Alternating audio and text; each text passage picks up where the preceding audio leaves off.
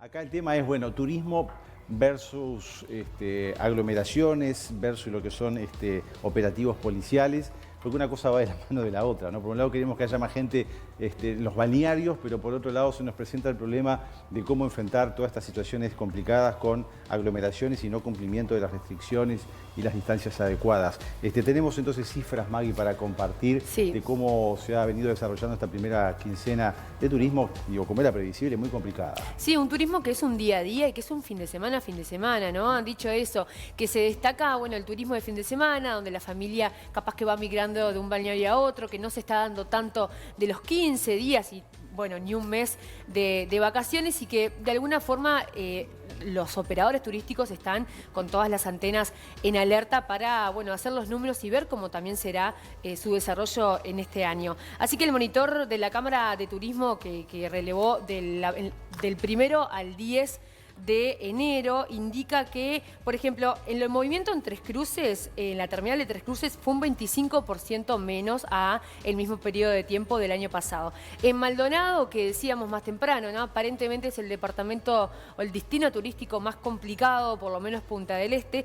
Durante la primera semana los alquileres efectivos fueron del 25% del total, subiendo a 35% los fines de semana, ¿no? En esto que decíamos, este turismo del fin de semana. En las termas del litoral la ocupación entre la semana llegó al 61% y bajó al 29% en el fin de semana, según el reporte de los hoteles que están allí registrados en la Cámara de Turismo. En Canelones la ocupación fue del 58% del fin de semana, cayendo sensiblemente entre semana, según este informe. Los restaurantes bajaron al 60% en la ciudad de la costa y aumentó un 20% el envío a domicilio, ¿no? Por esa también necesidad de, bueno, de evitar aglomerarnos y pedir que nos traigan la comida a casa. En Colonia la ocupación del fin de semana, de los fines de semana, es de un 46%. De los 87 hoteles de Colonia del Sacramento están abiertos entre 14 y 18 hoteles entre semana. Muchos abren solamente los fines de semana. Y las cifras más actualizadas, porque estas cifras de la Cámara de Turismo se van a sacar nuevas el miércoles, son las del departamento de Rocha. En el cierre de la primera quincena de enero, Rocha tuvo un promedio de ocupación del 70% y esto lo dice la Corporación Rochense de Turismo, que arma sus propias cifras. Para esta segunda parte del mes se espera un 50% de ocupación. Pasamos del 70 al 50, como es bastante evidente, ¿no? Los primeros días de enero son los que hay mayor movimiento. De la encuesta de la Dirección de Turismo de Rocha, que también la realiza año a año, definen de alguna manera el perfil del visitante. Y acá algo bien interesante, se desprende que el 15% realizó teletrabajo en el departamento. Esto es propio de los tiempos en los que estamos viviendo. Tal vez mucha gente no tenía licencia, pero decide irse para afuera y teletrabajar porque, bueno, las medidas de prevención de algunos establecimientos laborales permite que puedan trabajar a distancia. Y la mayoría de la gente se mueve en sus burbujas familiares más chicas y por menos tiempo. Y el 60% de los veraneantes de Rocha provienen de Montevideo. De las mismas, y en un análisis se desprende también que el total de turistas son uruguayos, el 60.3% proviene, como les decía, de Montevideo, después 13.2% de Canelones, hay gente de Maldonado también. Y los rangos de edad se distribuyen de la siguiente manera: el 38.3% tienen de 18 a 30 años, el 49.4% tienen entre 31 y 50 y el 12.3% más de 50 años. Esa es un poco la situación de Rocha, que aparentemente es uno de los balnearios con uno de los departamentos con mayor concurrencia. Y que se proyecta así para el resto también del resto de la temporada. El tema es el desafío de cómo pasamos raya esta primera quincena y cómo también proyectamos los próximos meses. He estado averiguando porque tengo licencia el 1 de febrero y ya mucha gente que alquila casas no está alquilando por quincena. Viste que te pasaba en enero que te decían, no, si no venís 15 días o por lo menos 10 días no te la alquilo. Te alquilan por fin de semana, por día, por 4 días. Sí, que después ya la temporada se va, ¿no? Y de alguna manera hay que hacer algún peso. Pero o sea, que ahora... Hay algunas casas que te dicen, por ejemplo, si venís más de 5 o 7 días, la tarifa es distinta. Entonces así están también incentivando a que la gente pueda ir mayor número de días. Exactamente. Y ayudar yo comentaba recién en maquillaje que ayer tuve que cancelar un hotel, que no es un hotel chico, en Colonia, justamente porque no me daban la seguridad que para el 1 de febrero pudiera tener habitación con vista al río. Mira. Algo que me parece absurdo porque a 15 días tú tenés que tener ya la grilla de quienes han pedido habitación con esas características y ya no. Y queda supeditado a tu presencia el 1 de febrero, lo cual me parece una actitud poco marketinera y poco inteligente, ¿no? Pero bueno. Bueno, para conocer más detalles acerca de lo que es el corte de esta primera quincena de enero, los datos ya los ha brindado de manera excelente Maggie. Pero bueno, para profundizar un poco más, tomamos contacto con el subsecretario del Ministerio de Turismo, Remo Monseglio. Así que bueno, Remo, muchas gracias por estar con nosotros esta mañana aquí en Buen Día. Bueno, buenos días, Maggie, Jimena, Daniel y Martín. Ya estoy exhausto ya de escuchar desde el análisis de nubes cineros, las aglomeraciones, el tiempo, las ocupaciones y todo el panorama que da un pantallazo de justamente todos los factores que tenemos que tener en cuenta realmente esta temporada. Bueno, para hacer turismo y para analizarlo. Danos entonces un matiz diferente, ya que estamos cansados de eso. Bueno, ¿cuál es la novedad? Bueno, difícil encontrar novedades aquí. Lo bueno es que hasta el momento hemos tenido lo que preveíamos, que era una alta movilidad entre los diferentes departamentos. Era lo único que podíamos pronosticar pasada la fiesta, digamos, de Navidad, que es una fiesta de guardar, de familia, donde obviamente todos tratamos de quedarnos en nuestros hogares. Después de eso empezó a transitar muchísima gente. Los 2 primeros fines de semana de enero, de alguna forma el tiempo ayudó muchísimo. Ustedes vieron que justamente el único dato cierto que podíamos dar en aquel momento era el pasaje por los peajes, ¿verdad? El primero de ellos fue un 14% más de pasajes de automóviles y eso era un dato significativo. Después, obviamente, ya empiezan a jugar otros factores. Ahora la primera quincena terminó, notoriamente cada año disminuye de alguna manera la gente que se moviliza en la segunda quincena y el tiempo, y ahí justamente nos encomendamos a quienes como Nubel tienen que pronosticar, que le invoquen lo mejor posible y que ante la duda realmente nos planteen algún panorama, la parte positiva, digamos, porque hemos tenido lluvia y hemos tenido días hermosos de sol, con el mismo pronóstico, ¿no? Como ustedes bien lo señalaron. Pero bueno, Remo, dentro de todo creemos que ha habido una buena movilidad en todos los departamentos del país. Más allá de que esa evaluación primaria de buena movilidad, obviamente con números más bajos de lo habitual, ¿cuáles han sido los puntos más críticos, digamos, en esta primera quincena, donde esa movilidad se vio con mayor peso, y qué es lo que desde el Ministerio de Turismo se puede proyectar para de alguna manera paliar aún un poco más toda esta situación? A ver, los puntos más críticos pueden ser definitivamente que no tenemos los extranjeros. En un lugar, por ejemplo, como Maldonado, puntualmente Punta del Este, donde los argentinos y los brasileños marcan la total diferencia en esta primera quincena, obviamente que ese es el punto más bajo. En lo demás, es notorio también que la cantidad de uruguayos que pudieron utilizar la infraestructura de los hoteles 5 estrellas, no quiero dar nombres, ¿verdad?, pero algunos de los más renombrados, tuvieron una ocupación de uruguayos que antes de repente no podían acceder. Y esto se da por 2 cosas. En primer lugar, porque hay capacidad ociosa para ofrecer. Y en segundo lugar, porque se hacen promociones muy adecuadas para tener clientes, que es lo que de alguna manera explica lo que te pasó a ti en el Hotel de Colonia. Es bueno decir, Daniel, que cuando uno va a reservar, hay distintos tipos de reservas. Algunas son, digamos, totalmente libres, es decir, yo reservo, como en tu caso, para el 1 de febrero, el hotel me toma la reserva, esa reserva de repente puede ser cancelada sin ningún tipo de penalización hasta 24 o 48 horas antes, lo cual te permite a ti evaluar cómo va a estar el tiempo, si vas a ir o no vas a ir. Y de repente, que creo que no haya sido tu caso, hay reservas condicionadas a no reembolso, son reservas no reembolsables, que implican que hoy tú pagás una tarifa muy, pero muy conveniente, pero desde ya te comprometes a ir porque si no vas a perder tu reserva. Exacto. O sea, esa variante es fundamental a la hora de tomar decisiones y reservar. Perfecto. Remo, Cardoso dijo en Telenoche en este fin de semana que, bueno, que la situación más compleja, como tú bien decías, puede ser Punta del Este y que hay que ver con el gobierno qué medidas se toman. ¿Hay chance de una conversación, de poder de alguna manera cambiar el rumbo, de generar otras políticas? ¿Están pensando cómo tirar el salvavidas a Punta del Este? Honestamente, Maggie, siempre hay chance de conversar. El tema es que todos los días van cambiando los números de la pandemia, va cambiando la situación mundial. Nosotros si evaluamos, por ejemplo, España, en estos momentos España tiene 16.000 hoteles, 1.500 están abiertos, el 9% de la hotelería española está abierta. Países enteros están completamente cerrados al turismo, mientras que nosotros, de alguna forma, el turismo interno lo estamos propiciando. Yo les pregunto a ustedes, si los números que tenemos hoy son bastante más complicados que los que teníamos el 11 de diciembre cuando se tomaron las primeras medidas y el 18 de diciembre cuando se ampliaron, ¿es dable pensar que puede haber una gran apertura? El razonamiento lógico nos diría que habría que seguir con una cierta cautela.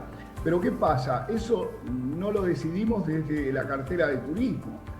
Desde la cartera de turismo lo que decidimos es tratar de apoyar a los distintos destinos turísticos. Por ejemplo, Colonia, este fin de semana me lo reportaba recién el director Roque Babián, el director de turismo, tuvo de parte del Ministerio apoyo en alguna serie de shows limitados, con el aforo correspondiente, en restaurantes que cumplen absolutamente con el protocolo. Y fue un éxito bárbaro, tanto en Colonia como en Carmelo, como anoche en Palmira. Ese tipo de cosas es la que podemos hacer, donde el público, al contrario de lo que puede haber pasado en otros lados, en forma organizada, también hablamos de un público más reposado, de gente que va, digamos, a un turismo de paseo, de tranquilidad, disfrutó de esas cosas. En Punta del Este, como ustedes bien refirieron, y anoche nos lo decía el alcalde Javier Carballal, con quien estamos en permanente contacto, hubieron 39 intervenciones, de las cuales 38 por suerte se disiparon sin ningún problema, y hubo una de ellas que sí, que generó dificultades. Ahí Martín era un poco drástico con respecto a las soluciones.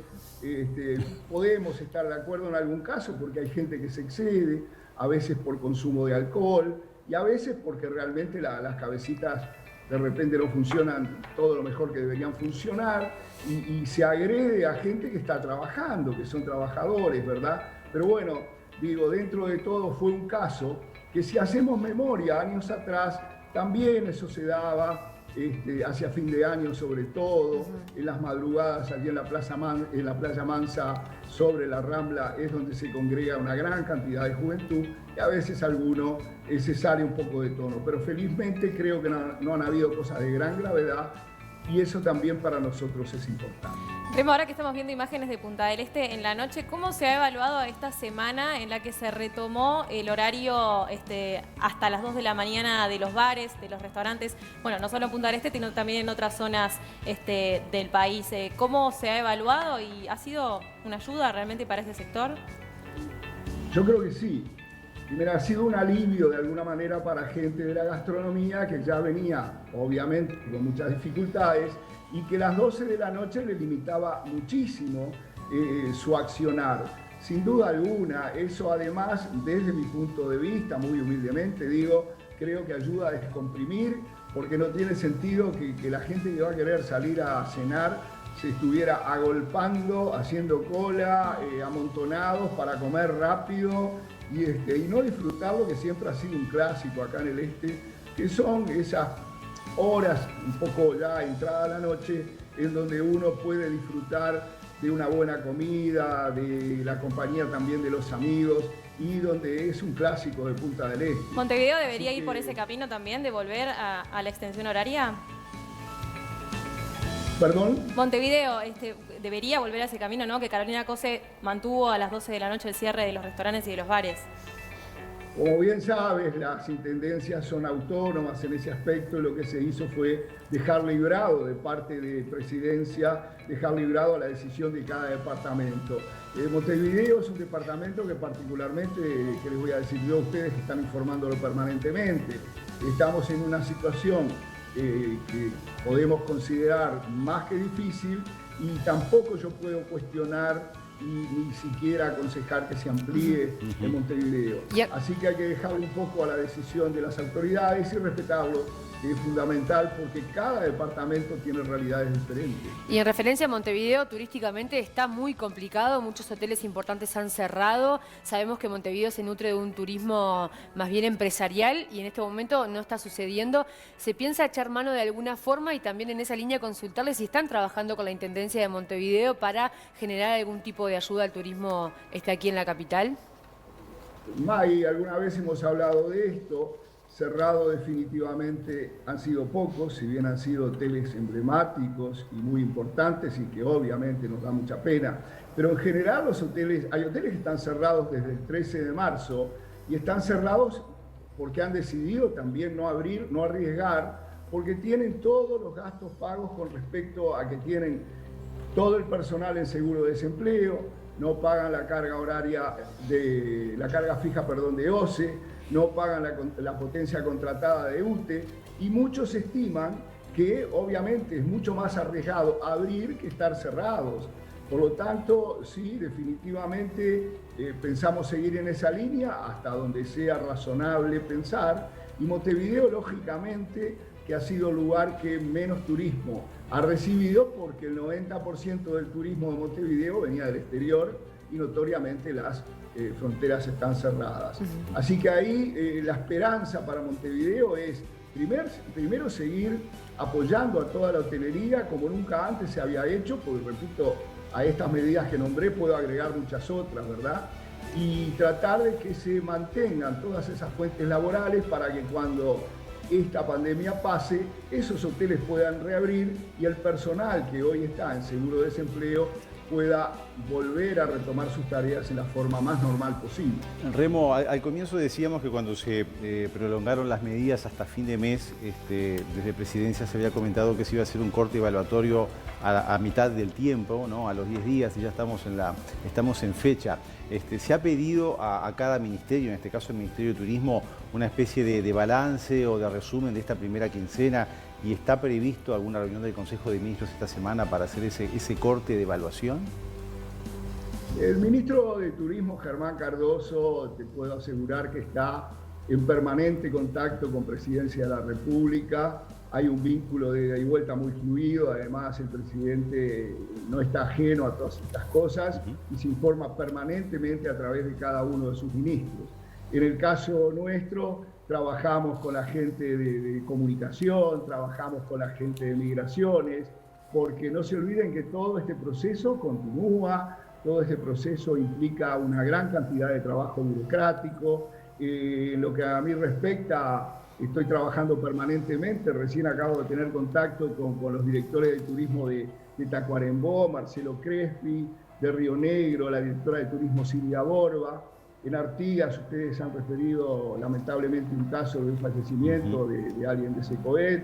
Bueno, la directora de turismo de Artigas estaba pasando justamente la enfermedad con su familia en cuarentena.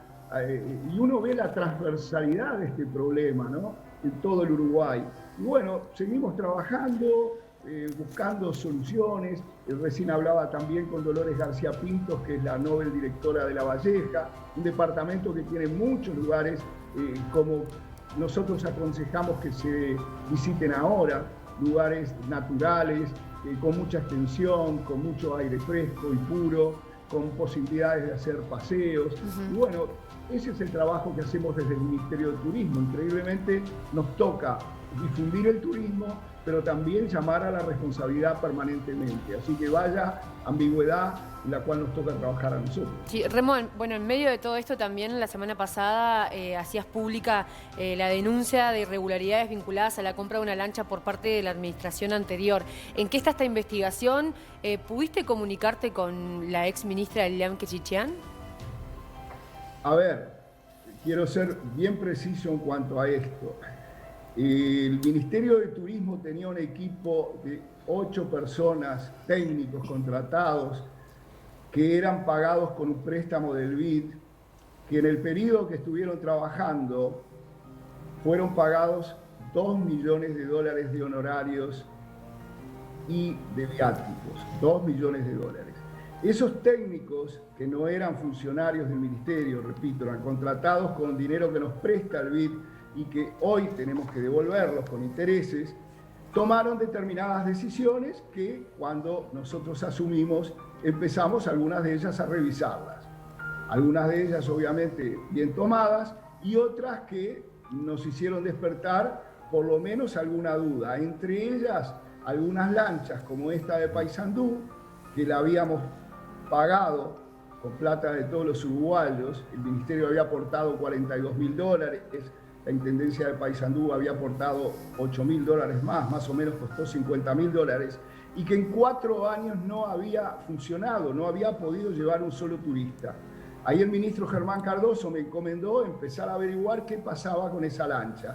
Y cada vez que yo iba a preguntar por la lancha, era una andanada de explicaciones, incluso les diría que la gente se ofendía y que la lancha es nueva y a qué viene el subsecretario y demás.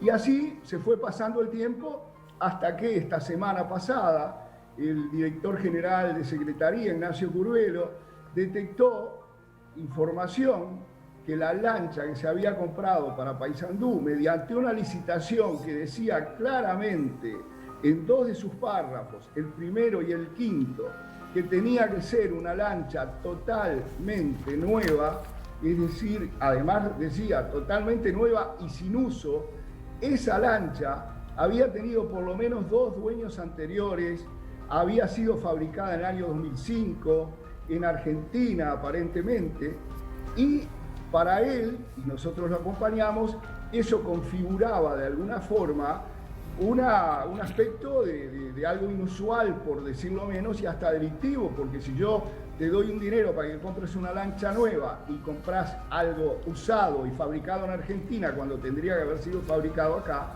el tema es que increíblemente la Intendencia de Paysandú en su momento, en la anterior administración, nosotros queríamos ayudar porque obviamente entendíamos que los damnificados habían sido la Intendencia, que había comprado la lancha con dinero de nuestro Ministerio de Turismo, y en consecuencia los contribuyentes. Bueno, nunca nos dieron respuesta, les pedimos informes, hasta que se mandaron a hacer peritajes, están en estos momentos en desarrollo en Paysandú. Esto está en Fiscalía entonces. La lancha se demostró que era usada y el viernes pasado el doctor Ignacio Curvelo Solari hizo la denuncia correspondiente en Fiscalía, y la denuncia no es contra nadie en particular, es ante un hecho que apunta simplemente a dejar clara una situación que aparece como algo por lo menos fuera de la ley. O sea que ahora, bien, esperemos la justicia ahora, no hay más nada que hablar, porque yo también ahora escucho, por ejemplo, que $48.000 parece que no es una cosa grave. ¿Cómo nos vamos a preocupar por esto? ¿Por qué lo hicieron ahora? Y es simple, lo hicimos ahora porque los papeles nos llegaron ahora. Y a mí, si me llega un papel que constituye una prueba, yo tengo la obligación de hacerlo. Ahora, en invierno, en primavera, en Navidad, cuando me llegue. Y eso fue lo que pasó. Llegaron los papeles... La lancha, Remo, la lancha sigue parada y sin uso, sin poder usarse. No puede usarse en primer lugar porque durante 4 años no la podían registrar, no conseguían los permisos, y a nosotros nos generaba sospecha. Una lancha, que es un aparato que tiene que ir arriba del agua con un motor atrás, una cosa tan simple, durante 4 años nunca la pudieron hacer funcionar. Así que ni hubo investigación de 8 meses, como se dijo. Hay gente que dice ahora, Monsello estuvo 8 meses investigando. Tenga la certeza que tengo muchísimas cosas más que hacer que andar investigando una lancha. Simplemente fuimos, tratamos de saber cuál era la verdadera, valga la redundancia, la verdadera verdad, y ahora aparecieron documentación que marca que esa lancha fue matriculada en Paysandú por gente de la Intendencia y que fueron y dijeron, esta lancha se llama Pájaros Pintados 3. Le dijeron qué nombre tenía antes y tuvieron que decir que se llamaba Tape Tori.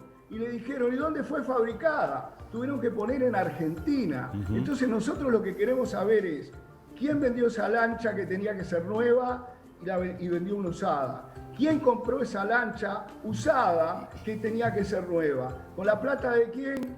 De ustedes, de todo lo que están escuchando y una proporción también que me corresponde a mí. Muy bien, Remo. Bueno, muchas gracias por todos estos aportes. Ojalá que la que se ponga en funcionamiento un poco mejor ahora es la lancha del turismo, ¿no? De alguna manera, ¿no? Esa que pueda embarcar a todo ese sector que viene siendo tan castigado producto de esta pandemia. Muchas gracias por el contacto y a las órdenes como siempre, ¿eh? Fundamental, Daniel, fundamental también que todo el esfuerzo que está haciendo el pueblo uruguayo por mantener a los sectores del turismo con todas estas medidas que yo dije, justamente sepan que lo hacemos a conciencia y que lo hacemos no para salvar empresarios, sino para salvaguardar la fuente de trabajo de una cantidad de gente que está en seguro desempleo. Muchas gracias. Un abrazo a todos y muy feliz día. Gracias. Gracias.